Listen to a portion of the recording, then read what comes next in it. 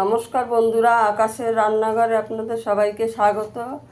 আজকে আমি ঝিঙে পোস্ত বানিয়ে দেখাবো। দেখতে দেখে এখানে আমি ঝিঙে কেটে নিয়েছি। দেখুন, আমি একটু বড় করে লম্বা লম্বা করে কেটে নিয়েছি। এখানে আমি আলু কেটে নিয়েছি ডুমডুমো করে। এখানে আমি পোস্ত নিয়েছি 3 চামচ পোস্ত, 1 চামচ গোটা জিরে নিয়েছি। এখানে নিয়েছি 1 ইঞ্চি মতন আদা আর 5টা কাঁচা পাকা লঙ্কা নিয়েছি। আপনারা ভিডিওটা দেখতে থাকুন। এবার আমি পোস্তটাকে বেটে নেব। কড়াটা বসিয়ে দিয়েছি, কড়াইটা আমার গরম হয়ে গেছে। তেল দিয়ে দেব।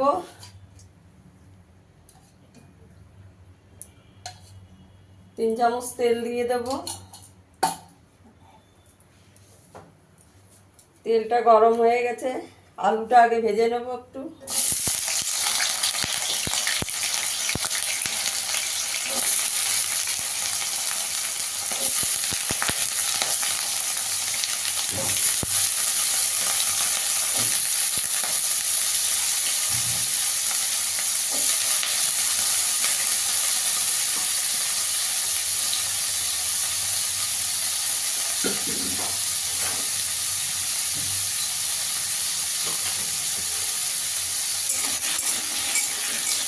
আলুটা একটু লাল করে ভেজে নেব।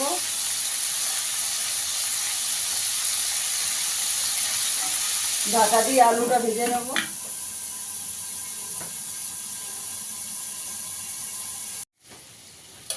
আমার আলুটা লাল করে ভেজে নিয়েছি, আলুটা তুলে নেব।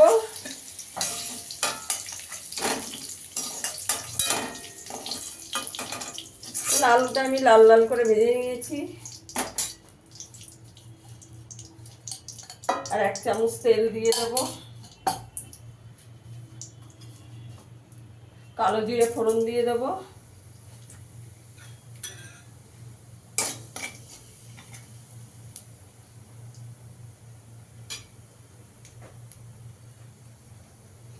কালো জিরেটা দিয়ে সুন্দর গন্ধ বেরোলে এবার আমি ঝিঙেগুলো দিয়ে দেবো।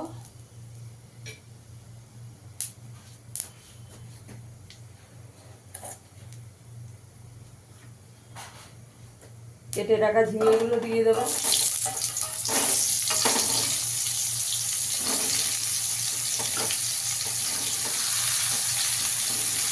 ঝিঙেগুলো দিয়ে একটু ভেজে নেব।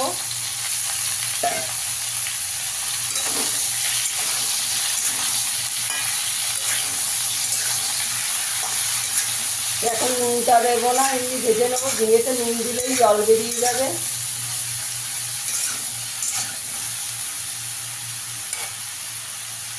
একটু ঢাকা দিয়ে ভেজে নেব।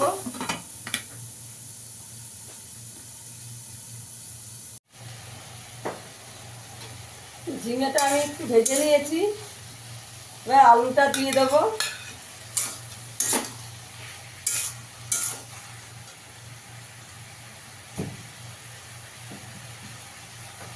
এবার একটু নুন দিয়ে দেবো।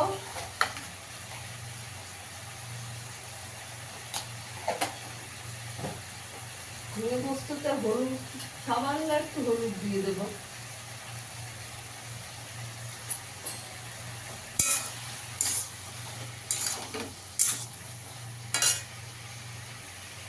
এবার আমি পোস্ত বাটাটা দিয়ে দেবো।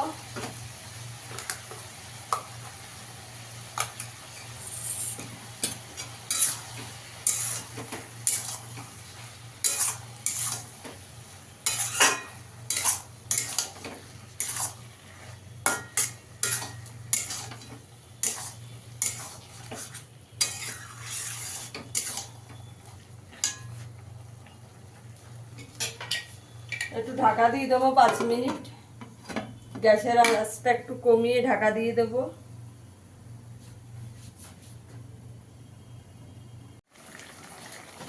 আমার ঝিঙে পোস্তটা হয়ে গেছে, আমি একটু ঝোল ঝোল রাখবো।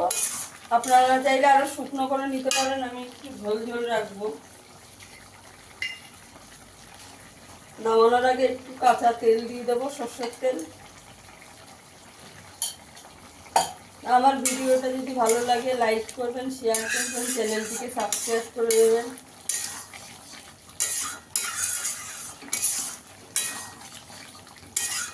ঝিঙে পোস্তটা কেমন হয়েছে আমাকে কমেন্ট করে জানাবেন।